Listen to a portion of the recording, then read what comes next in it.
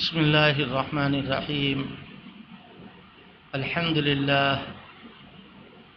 لله نحمده ونستعينه ونستغفره ونؤمن به ونتوكل عليه ونعوذ بالله من شرور أنفسنا ومن سيئات أعمالنا. من يهده الله فلا مضل له ومن يضلله فلا هادي له. ونشهد أن لا إله إلا الله وحده لا شريك له. ونشهد أن سيدنا ومولانا محمدا عبده ورسوله صلى الله تعالى عليه وعلى آله وأصحابه وأزواجه وذرياته وسلم. رب اشرح لي صدري ويسر لي أمري واحلل عقدة من لساني يفقهوا قولي. اما بعد. حضرات سامعین کرام، مرکز تحفظ اسلام الہند کے ذمہ داران اور تمام سامعین کرام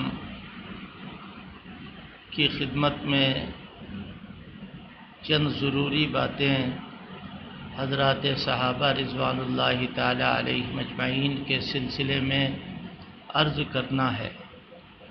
اللہ پاک صحیح اچھی باتیں منہ سے نکلوائے اور سننے والوں پر اچھے اثرات مرتب ہوں. سب سے پہلی بات اس سلسلے میں یاد رکھنے کی ہے کہ ہم لوگ تمام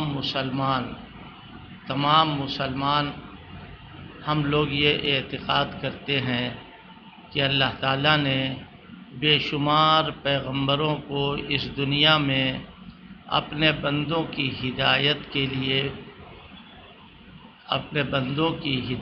کے لیے مبعوث فرمایا اور بھیجا. رسول بھی اپنے وقت پہ آئے اور نبی بھی آئے، صاحب کتاب بھی آئے اور بغیر کتاب والے انبیاء اکرام علی نبینا وعلیہ الصلاۃ والسلام آئے. یہ سب اپنے زمانے میں اپنا کام کر کے اللہ کو پیارے ہو گئے. آخری پیغمبر حضرت نبی کریم صلی اللہ علیہ وسلم ہیں. آپ کے بعد اللہ کسی کو نبی نہیں بنائے گا. جتنے نبی اللہ کو بنانا تھے اللہ نے بنا دیے. اب آپ ہی کی نبوت قیامت تک باقی رہے گی. کوئی پیغمبر نبی نہیں بنایا جائے گا. حضرت عیسیٰ علی نبینا وعلیہ الصلاۃ والسلام دنیا میں اخیر زمانے میں تشریف لائیں گے، لیکن وہ پہلے نبی بن چکے ہیں.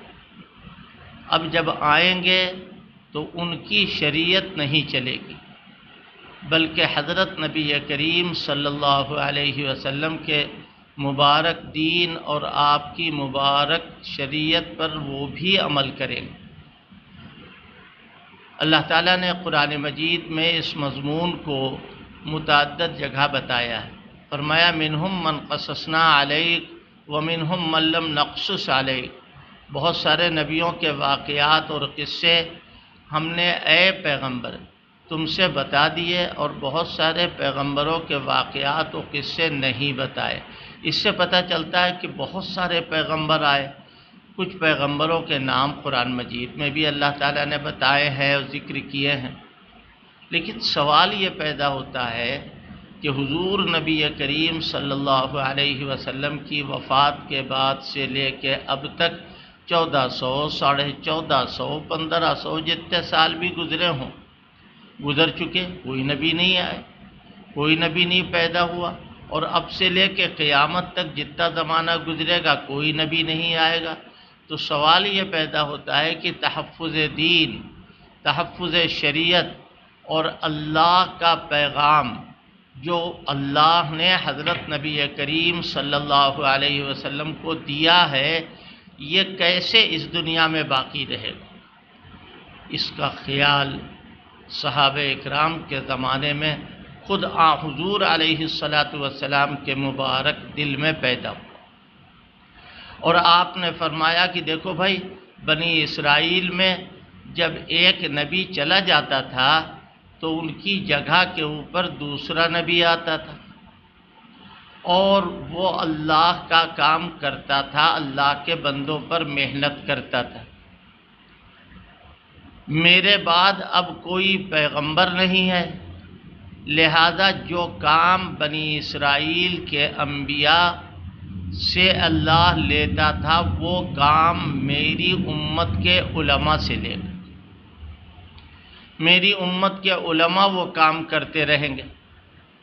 ظاہر ہے کہ پیغمبر تو اللہ کی وحی لیتا ہے پہلے، اور بعد میں وہ تبلیغ دین کرتا ہے، تو یاد رکھیے کہ اللہ کی وحی لینے میں کوئی پیغمبر کا نہ جانشین ہوا ہے اور نہ ہوگا۔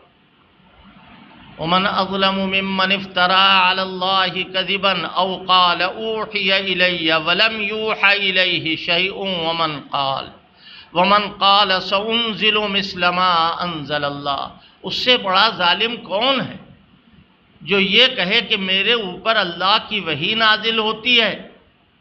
اس سے بڑا ظالم کون ہے؟ اللہ تبارک و تعالیٰ قرآن میں فرما رہا ہے۔ معلوم یہ ہوا وحی بند، وحی کے معاملے میں اسی لیے ہمارا یہ اعتقاد ہے کہ پیغمبر معصوم ہے، اللہ کی وحی لیتا ہے، غلطی نہیں ہو سکتی اس سے وحی الہی کے لینے میں۔ اور پیغمبر کے بعد پیغمبر کے جتنے جانشین ہیں، حضرت ابوبکر صدیق سے لے کے آج تک اور آج سے لے کے قیامت تک پیغمبر کی جگہ پر جتنے لوگ آئے ہیں سب غیر معصوم۔ اللہ تعالیٰ کا انتظام کیا ہے؟ اللہ پاک اپنے دین کو باقی رکھے گا، حضرت نبی کریم محمد الرسول اللہ صلی اللہ علیہ وسلم کے مبارک فرمان کے بموجب یہ دین باقی رہے گا، دین ختم نہیں ہوگا۔ اور اس کا انتظام کیا کیا ہے اللہ نے؟ علماء کام کریں گے۔ سچ بتائیے کہ امت میں، شریعت میں سب سے پہلے، سب سے بڑے، سب سے مقدس علماء کون؟ ظاہر ہے کہ حضرات صحابہ رضوان اللہ تعالی علیہم اجمعین۔ اور یہ بھی سمجھ لیجئے کہ جس طرح اول دین کی مخالفت کرنے والے مکے میں لوگ موجود تھے، پھر مدینے میں لوگ موجود رہے، اسی طرح آج بھی دین کی مخالفت کرنے والے لوگ موجود ہیں۔ لیکن جس طرح اس زمانے میں مخالفت اور مقابلہ کرنے کے لیے سر دھڑ کی بازی لگاتے تھے، اور جنگ احد ہوئی، جنگ بدر ہوئی، جنگ حنین ہوئی، اور نہ معلوم کتنی جنگیں ہوئیں، اگر ان کی تفصیلات آپ دیکھیں تو آپ کو پتہ چلے گا صحابہ اکرام شہید ہوئے، کفار مکہ یا دشمنان دین جو اس زمانے میں تھے، چاہے وہ روم ہو چاہے ایران ہو، وہ سب پسپا ہوئے، اور اللہ کا دین آگے بڑھا۔ تو اللہ رب العزت نے دین کے سنبھالنے کے لیے فرنٹ لائن کے اوپر پہلی صف میں لا کر جس جماعت کو کھڑا کیا، اسی جماعت کا نام ہے صحابہ۔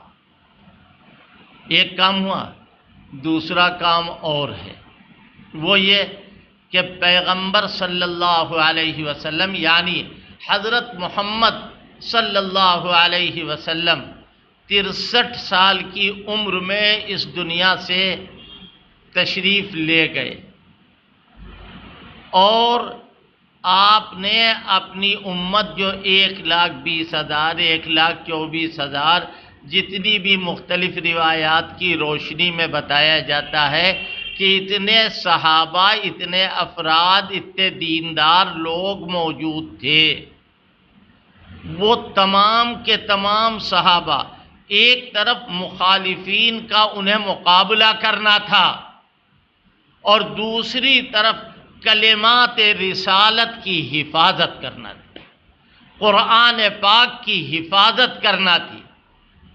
قرآن پاک کی حفاظت کون کرے گا؟ دیکھو کوئی لفظ ادھر کا ادھر نہ رہ جائے، کوئی لفظ آگے پیچھے نہ ہو جائے۔ قراءتن و کتابتن، یہ ذرا مشکل لفظ ہے، سب کے سمجھ میں نہیں آئے گا، لہذا میں ذرا سی اس کی تشریح کروں۔ جیسے حضور نے جبریل کو سنایا وہی تجوید ہے، جبریل نے جس طرح حضور کو سنایا وہی تجوید ہے، تجوید کا بھی خیال رکھنا ہے۔ اور کتابت جیسے حضور کے زمانے میں ہوئی، لکھنے والے لکھتے تھے، حضرت زید بن حارثہ، حضرت معاویہ اور دیگر کاتبان وحی لکھا کرتے تھے، اور اس کا املا آج تک چلا آ رہا ہے۔ مثلا قرآن پاک میں لکھا ہے انا نذیر، لیکن کوئی نہیں پڑھتا ہے انا نذیر، سب پڑھتے ہیں انا نذیر۔ لکھو انا اور پڑھو انا، یعنی الف کے ساتھ مت پڑھو، الف کے ساتھ لکھو۔ کیوں؟ کتابت اس طرح ہوگی، قراءت اس طرح ہوگی۔ یہ بہت باریک بات ہے۔ انشاءاللہ جمعے کے دن آپ سورہ کہف پڑھیں گے، اور ماشاءاللہ پڑھتے بھی ہوں گے۔ آپ وہاں پڑھتے ہیں وَلَا تَقُولَنَّ لِشَيْءٍ، لکھا ہے اس میں وَلَا تَقُولَنَّ لِشَيْءٍ؟ نہیں لکھا ہے، اس میں لکھا وَلَا تَقُولَنَّ لِشَائِن، شائن لکھو اور شیئن پڑھو۔ یہ قرآن کی حفاظت جس کا ذمہ دار اللہ ہے، اِنَّا نَحْنُ نَزَّلْنَا الذِّكْرَ وَإِنَّا لَهُ لَحَافِظُونَ۔ لیکن ذریعہ کسے بنایا؟ ذریعہ کسے بنایا؟ حضرات صحابہ رضوان اللہ تعالی علیہم اجمعین کو ذریعہ بنایا کہ یہ حفاظت کریں گے قرآن کی، اور ان سے زیادہ بہتر حفاظت کرنے والی کوئی جماعت ہے ہی نہیں۔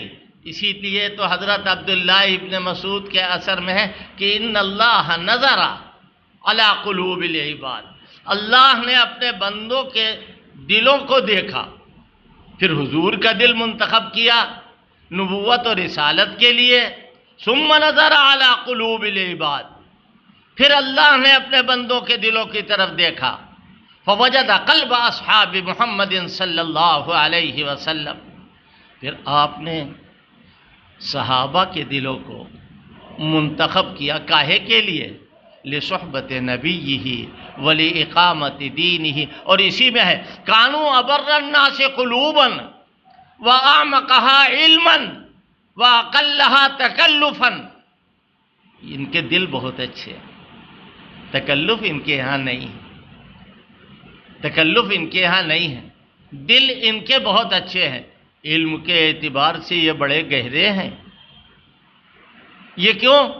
یہ نبی پاک کی جانشینی کا فرض ادا کریں گے سب سے پہلے، لہذا اللہ نے ان کو پوری امت سے الگ رکھا۔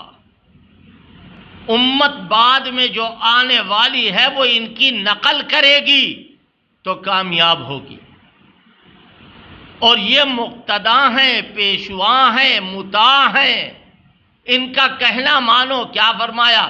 والسابقون الاولون من المہاجرین والانصار والذین اتبعوہم باحسان رضی اللہ عنہم ورضوا عنہ، کہ جو لوگ بعد میں آنے والے ہیں وہ ان کے متبع ہوں گے، ان کا کہنا ماننے والے ہوں گے۔ کیا فرمایا؟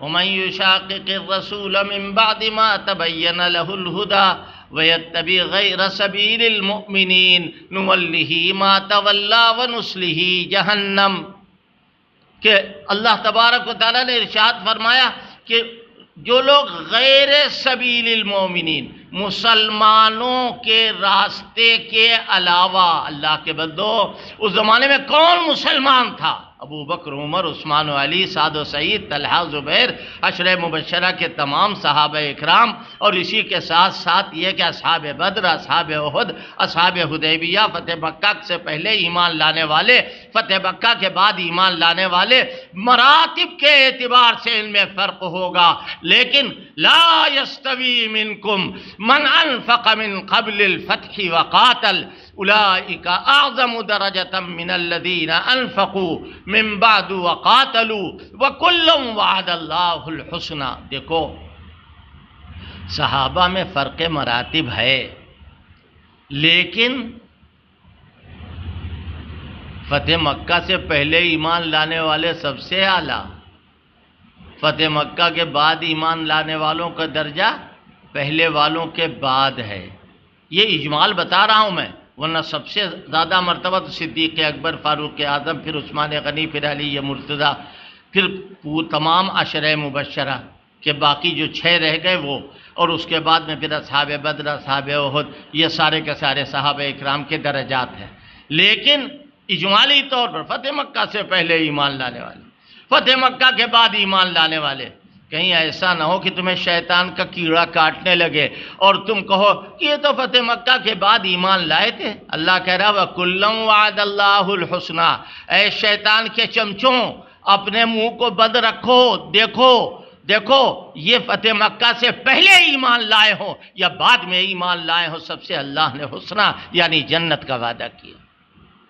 صحابہ اکرام سے وعدہ بھی عجیب و غریب۔ سچ بتائیے کہ پوری دنیا میں کوئی ایسا بزرگ ہے، امام بخاری اپنے زمانے میں قسم کھا سکتے تھے کہ میں جنت میں جاؤں گا؟ امام بخاری اپنے زمانے میں قسم کھا سکتے تھے؟ کوئی قسم نہیں کھا سکتا۔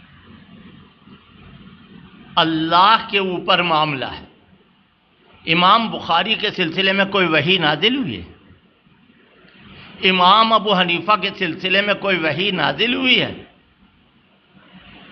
حضرت سیدنا زین العابدین کے سلسلے میں کوئی وحی نازل ہوئی ہے؟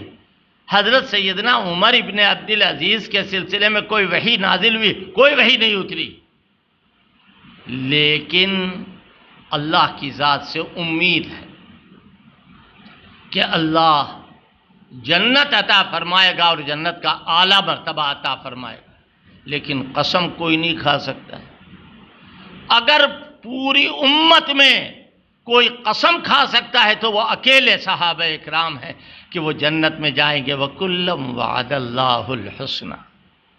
اور پھر عجیب بات، یہ جنت میں جائیں گے تو بھی کیا؟ ایک صاحب نے کہا کیا صحابہ معصوم ہوتے ہیں جو وہ جنت ان کے لیے جنت لازمی ہے؟ نہیں، معصوم نہیں ہوتے، معصوم نہیں ہوتے ہیں۔ معصوم تو نبی کے علاوہ کوئی معصوم نہیں۔ آخری پیغمبر کے بعد آج تک نہ کوئی معصوم پیدا ہوا ہے اور نہ پیدا ہوگا قیامت تک۔ عصمت کا تو دروازہ بند ہو گیا۔ کیوں؟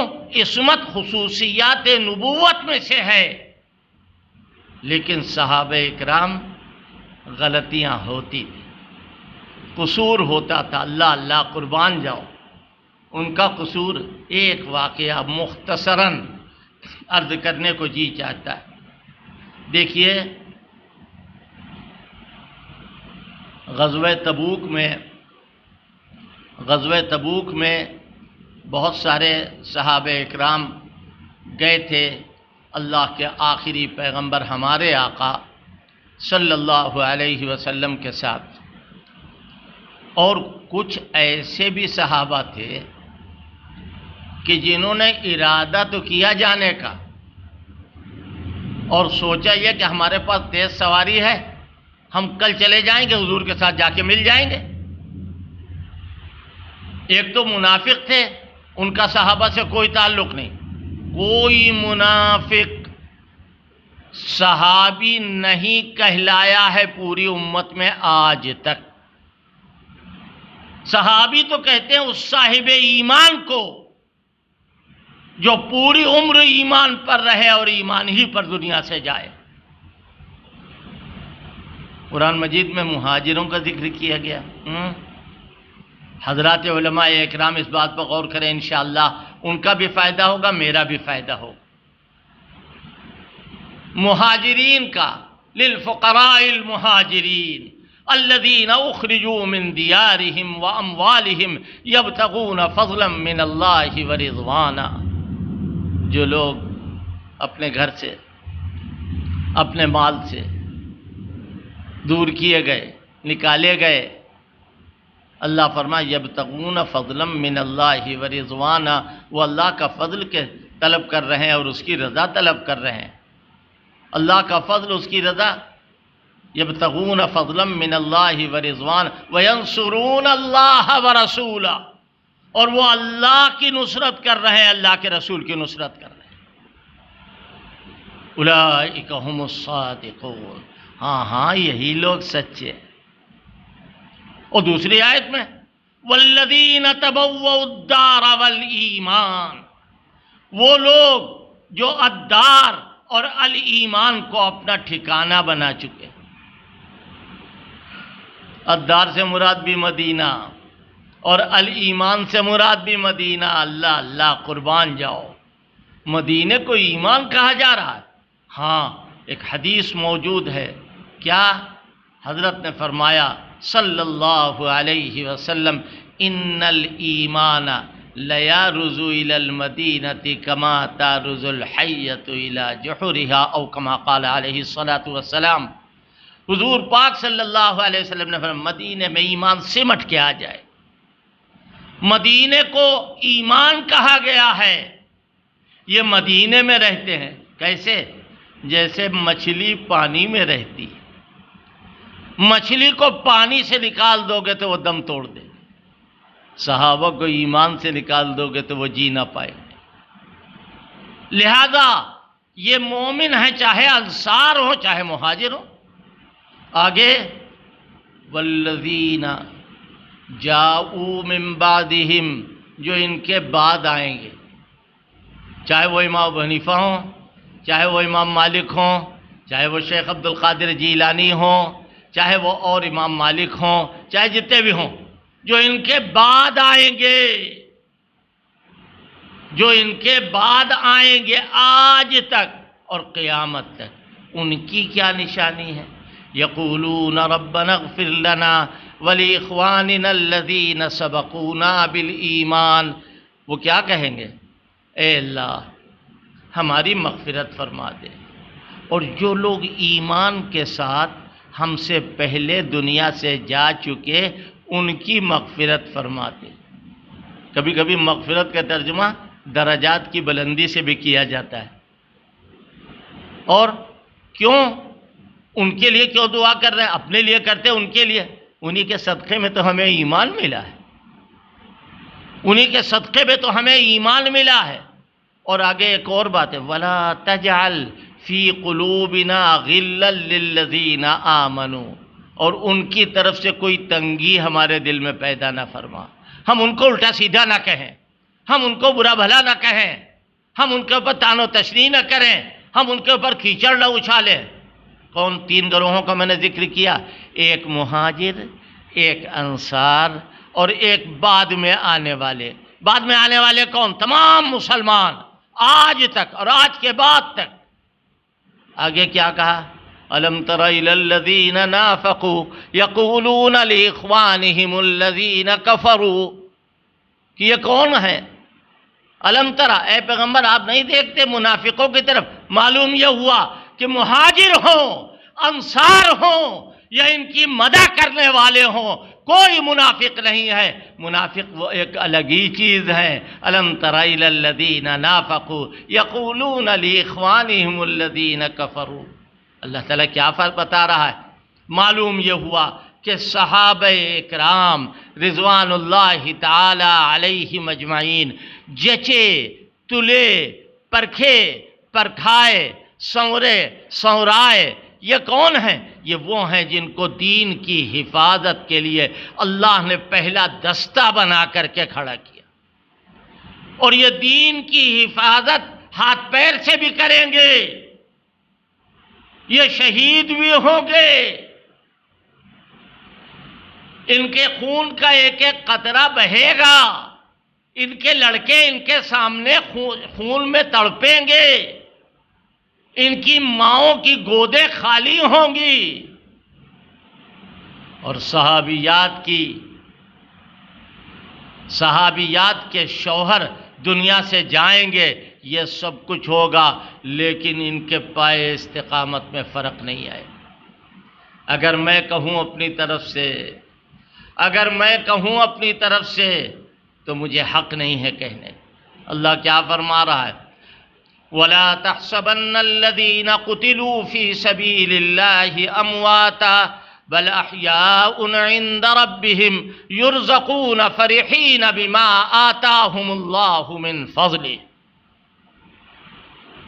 جو لوگ اللہ کے راستے میں شہید ہوئے ہیں، مارے گئے ہیں، ان کی گردنیں کاٹی گئی ہیں، ان کے بارے میں گمان بھی نہ کرو کہ وہ مردہ، بل احیاء، وہ تو زندہ ہیں، یرزقون، ان کو رزق دیا جاتا ہے۔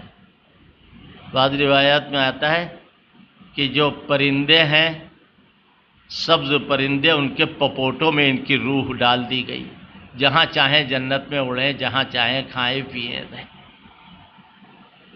وہاں جب جنت میں پہنچ جائیں گے یہ تو قرآن کہہ رہا ہے وَيَسْتَبْشِرُونَ بِالَّذِينَ لَمْ يَلْحَقُوا بِهِم مِّن خَلْفِهِمْ أَلَّا خَوْفٌ عَلَيْهِمْ وَلَا هُمْ يَحْزَنُونَ۔ دنیا کا خیال آ رہا ہے ان شہیدوں کو، ان صحابہ کو جو حضور کے دین کے لیے جن کی جانیں گئی ہیں، ان کو دنیا کا خیال آ رہا ہے، اور کیا کہہ رہے ہیں کہ اللہ میاں ہمارے حال کی خبر کوئی پہنچا دیتا، وہاں موبائل نہیں ہوگا کہ جو کوئی میسج کر دے، وہاں کوئی سیٹلائٹ نہیں ہوگا، سب کچھ فنا ہو چکا ہوگا۔ ابو داؤد کی روایت سند صحیح کے ساتھ ہے، جس کو ذرہ برابر شبہ ہو وہ دیکھ لے۔ حضرت مولانا مفتی شفیع رحمۃ اللہ علیہ، جنہوں نے معارف القرآن، قرآن پاک کی تفسیر لکھی ہے، اس میں بھی غالباً اس کو نقل کیا ہے۔ ابو داؤد کی روایت ہے صحیح سند کے ساتھ، کیا کہ وہ کہیں گے ہمارے حال کی خبر ہمارے ان بھائیوں کو ہو جائے جو دنیا میں ہیں، کوئی پہنچا دیتا، اللہ فرماتا ہم پہنچائے دیتے۔ یہ خصوصیت ہے ان کی کہ وہاں سے میسج آ رہا ہے، الذین لم یلحقوا بہم، قرآن کے الفاظ، جو لوگ ان سے ملے نہیں ہیں، ابھی دنیا میں ہیں، یہ سارے کے سارے لوگ ان کے حال کو سنیں گے تو ان کے دل میں شوق شہادت کا جذبہ پیدا ہوگا، یہ لوگ دین کی حفاظت کے لیے تیار ہوں گے۔ تو عرض میں یہ کر رہا تھا کہ اللہ نے پہل ان کو تیار کیا، اور یہ بھی سمجھ لیجئے کہ حضور پاک صلی اللہ علیہ وسلم کے زمانے میں یہ سارے کے سارے لوگ تقوی ان کے اوپر ناز کرے، بزرگی جو ہے وہ ان کو تلاش کرے، اور یوں کہنا چاہیے للہیت ان کی رگ رگ کے اندر گھسا ہوا ہے۔ بات کیا عرض کر رہا تھا جدھر سے میں ادھر منتقل ہوا ہوں، وہ کیا کہ غزوہ تبوک میں صحابہ اکرام جا رہے ہیں، کچھ ایسے بھی تھے جنہوں نے کہا کہ ہم کل چلے جائیں گے، پرسوں چلے جائیں گے، کل پرسوں میں دن تمام ہوتے گئے، اور آخرکار حضور واپس آ گئے۔ ان میں حضرت کعب بن مالک اور ان کے 2 ساتھی، کل ملا کے 3۔ قرآن نے ان کا تذکرہ کیا ہے۔ حضرت کعب بن مالک جب حضور آئے تو کچھ لوگوں نے مشورہ دیا کہ حضور سے جھوٹ بول دینا، حضور سے جا کے کہہ دینا کہ ہٹ جاؤ، اگر میں جھوٹ بولوں گا تو میرا اللہ ان کو بتا دے گا، میں جا کے صاف صاف بات کہوں گا۔ یہ صحابی ہیں، حضور کے پاس گئے، حضرت اگر میں تقریر کروں تو آپ بھی تھوڑی دیر کے لیے سوچنے لگیں گے، لیکن میرا یہ اعتقاد ہے کہ اللہ آپ کو صحیح بات بتا دے گا۔ میں صحیح بات بتا رہا ہوں، آج اور کل میں مسئلہ ٹلتا رہا اور آپ تشریف لے آئے۔ جو سزا آپ نے فرمائے تھے ان کا مقاطعہ کیا، کوئی نہیں ملے گا ان سے، کوئی نہیں بولے گا، اپنی بیویوں سے الگ رہیں گے، اپنے بچوں سے الگ رہیں گے۔ اللہ اکبر۔ ہرچ خواہی کن ولیکن ای مکن۔ حضرت کعب بن مالک سے کوئی پوچھے وہ کہیں گے سب کچھ لے لو مگر یہ نہ لو۔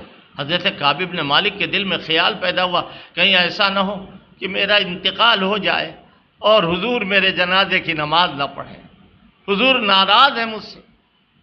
اور حضور کا مزاج یہ تھا، آپ کی مبارک عادت یہ تھی کہ آپ جب صحابہ نماز پڑھتے تھے تو ان کی نماز کی طرف دیکھتے تھے۔ قرآن میں بھی اس کی طرف اشارہ ہے، تراہم رکعا سجدا، وہ دیکھتے تھے۔ حضرت کعب بن مالک چھاٹ کے ایسے وقت مسجد گئے کہ حضرت تشریف فرما ہے، ایک کونے میں کھڑے ہو کے نماز پڑھ رہے ہیں اور کنکھیوں سے یہ بھی دیکھ رہے کہ حضور دیکھ رہے ہیں نہیں دیکھ رہے۔ دیکھا تو حضور دیکھ بھی رہے تھے، اور جب دیکھا کہ سلام پھیرا تو حضور نے دوسری طرف منہ کر لیا۔ ایک اللہ کے دشمن نے خط بھیجا حضرت کعب بن مالک کے پاس اور کیا کہا؟ حضرت کعب بن مالک سے کہا کہ سنا ہے تمہارا آقا تم سے خفا ہو گیا ہے، تمہارا آقا تم سے خفا ہو گیا ہے، آؤ تم ہمارے ساتھ آ جاؤ۔ حضرت کعب بن مالک رونے لگے اور اتنا روئے کہ بالکل ہچکیاں بن گئیں، بے قرار ہو گئے۔ اور اسی وقت وہ خط تنور جل رہا تھا اسی میں ڈال دیا اور کہا اے اللہ وہ وقت آ گیا کہ تیرے دشمن میری طرف محبت کی نگاہ اٹھا رہے۔ حضرت کعب بن مالک اپنے گھر میں عبادت میں مصروف ہیں، سب سے الگ تھلگ، اور اللہ سے رو رو کر کے اپنے اس قصور کی معافی کرا رہے ہیں۔ دیکھا کہ فجر کے وقت صبح کوئی چیخ رہا ہے بشرا لکم طوبا لکم۔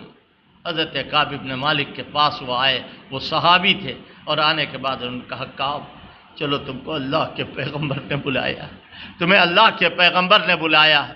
حضرت کعب بن مالک وہاں فوراً اپنے کپڑے اتارے، رواج تھا اس زمانے کا، اپنے کپڑے اتار کر کے دے دیے اور کہا چلو۔ حضرت کعب بن مالک کو حضور پاک صلی اللہ علیہ وسلم نے دیکھا، کہا مبارک ہو تمہارے لیے اللہ کا کلام نازل ہوا ہے۔ وَعَلَى الثَّلَاثَةِ الَّذِينَ خُلِّفُوا حَتَّى إِذَا ضَاقَتْ عَلَيْهِمُ الْأَرْضُ بِمَا رَحُبَتْ وَضَاقَتْ عَلَيْهِمْ أَنفُسُهُمْ وَظَنُّوا أَن لَّا مَلْجَأَ مِنَ اللَّهِ إِلَّا إِلَيْهِ۔ ترجمہ پڑھ لیجئے، دیکھ کے قرآن شریف مطلب سمجھ میں آ جائے گا۔ وَعَلَى الثَّلَاثَةِ، ثلاثہ کا لفظ ہے، عربی زبان میں ثلاثہ تین کو کہتے ہیں، تین ہم نہیں جانتے کیا چیز ہوتی ہے، ثلاثہ ہم نہیں جانتے، چار سے پہلے اور دو کے بعد جو عدد ہوتا ہے اس کا نام ہے ثلاثہ۔ یہ میں آپ کو اس لیے بتا رہا ہوں کہ جو اس کی صحیح تعیین ہے اردو زبان میں وہ ہو جائے کہ وہ تین کا لفظ آیا، وَعَلَى الثَّلَاثَةِ حضرت کعب بن مالک اور دو ان کے ساتھی اور، وَعَلَى الثَّلَاثَةِ الَّذِينَ خُلِّفُوا حَتَّى إِذَا ضَاقَتْ عَلَيْهِمُ الْأَرْضُ بِمَا رَحُبَتْ۔ زمین کشادہ ہونے کے باوجود ان پر تنگ ہو گئی۔ یہ زمین کشادہ تھی لیکن اس کو اپنے لیے تنگ محسوس کرتے تھے۔ زمین تنگ ہو گئی کشادہ ہونے کے باوجود، اور آگے کیا کہا؟ ثم تاب علیہم، پھر اللہ ان کی طرف متوجہ ہوا، اللہ ان کی طرف متوجہ ہوا۔ جی ہاں، کوہرا جو سردیوں میں ہوتا ہے، جاڑوں میں، وہ دھواں کہاں چلا جاتا ہے؟ سورج کی شعاعیں کھینچ لیتی ہیں اپنی طرف۔ اسی طرح کعب بن مالک کی آہیں اور ان کے دو ساتھیوں کی آہیں اللہ تبارک و تعالی نے قبول کی، پھر اللہ متوجہ ہوا، پھر یہ متوجہ ہوئے، توبہ ان کی قبول ہو، ثم تاب علیہم لیتوبوا، اللہ تعالیٰ نے ان کی توبہ کو قبول کیا اور قرآن پاک میں نازل کر دیا۔ اب کہہ سکتے ہیں کعب بن مالک یا ان کی طرح اور صحابہ اکرام کہ ہماری توبہ قبول ہو گئی ہے 100%، ہم اس کی قسم کھا سکتے ہیں۔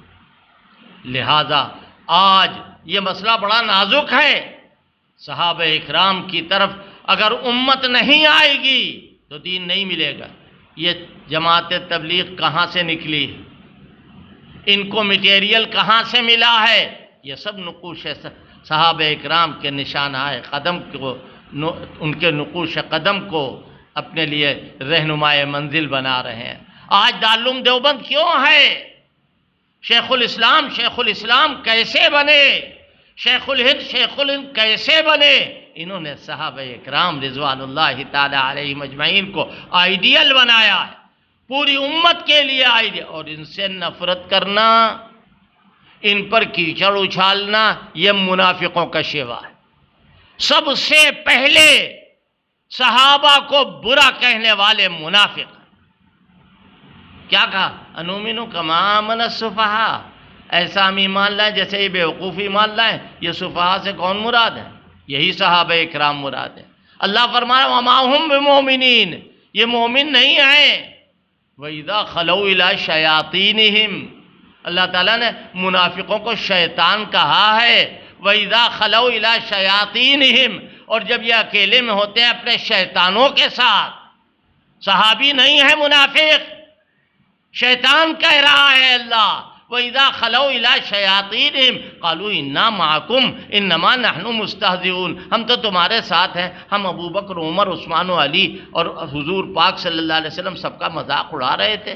اللہ فرماتا اللہ یستہزئ بہم ویمدہم فی طغیانہم یعمہون، یہ کیا مذاق اڑائیں گے؟ اللہ ان کا مذاق اڑائے گا۔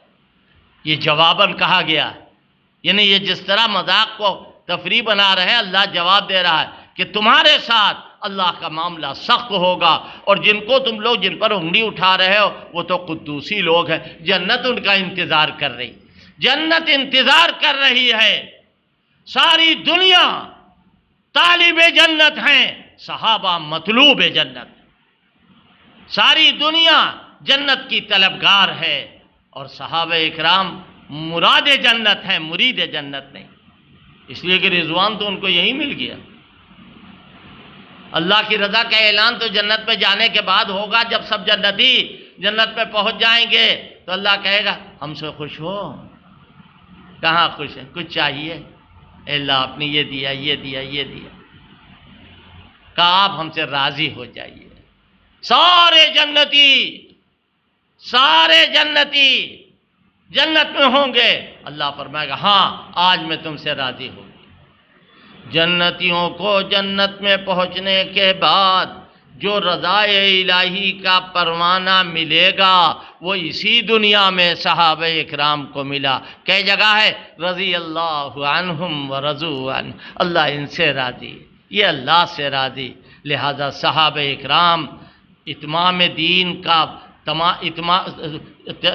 تبلیغ دین کا، اشاعت دین کا، دین کے پھیلنے کا سب سے بڑا ذریعہ ہے، اور حضور پاک صلی اللہ علیہ وسلم کی ختم نبوت کی بہت بڑی دلیل ہیں حضرات صحابہ اکرام رضوان اللہ تعالی علیہم اجمعین۔ میں تو کچھ اور بھی کہنا چاہتا تھا، لیکن کچھ مصروفیات ایسی ہیں کہ جس کی وجہ سے کوئی لمبی بات نہیں کہہ سکتا ہوں۔ بس میں نے جو کچھ کہا اس کا خلاصہ یہ کہ حضور آخری پیغمبر ہیں، اور اس دین کو قیامت تک باقی رہنا ہے، اس کا پہلا نشان صحابہ اکرام ہے، پھر تابعین، پھر طبع تابعین، پھر ائمہ مجتہدین، اور یہاں تک یہ سلسلہ چلا آ رہا ہے۔ یہ تمام مدارس، یہ تمام علماء، یہ تمام مشائخ جو ہیں یہ سب صحابہ اکرام کی محنتوں کا نتیجہ ہے۔ آج ہم قرآن پڑھ رہے ہیں، آج ہم قرآن دیکھ رہے ہیں، یہ صحابہ اکرام کا صدقہ ہے۔ صحابہ اکرام نے قرآن جیسا نازل ہوا تھا ویسا ہم تک منتقل کیا۔ ہزار بلکہ لاکھوں حدیثیں ایسی ہیں جو صحابہ اکرام نے حضرت نبی کریم صلی اللہ علیہ وسلم کا مبارک کلام نقل کیا ہے، امت تک پہنچا، اور یہ قیامت تک باقی رہے گا۔ پھوکوں سے یہ چراغ بجھایا نہ جائے گا۔ کوئی آدمی اگر چاہے کہ ہم صحابہ اکرام کی تذلیل کریں تو اللہ اس کو ذلیل کرے گا اور وہ ذلیل ہو کر رہے گا۔ اللہ تعالی ہم کو اور آپ کو سب کو ایمان کامل نصیب فرمائے اور یقین کامل پر زندہ رکھے، اور اللہ پاک انبیاء، صحابہ، صلحاء، صالحین، شہداء کے ساتھ ہمارا حشر فرمائے۔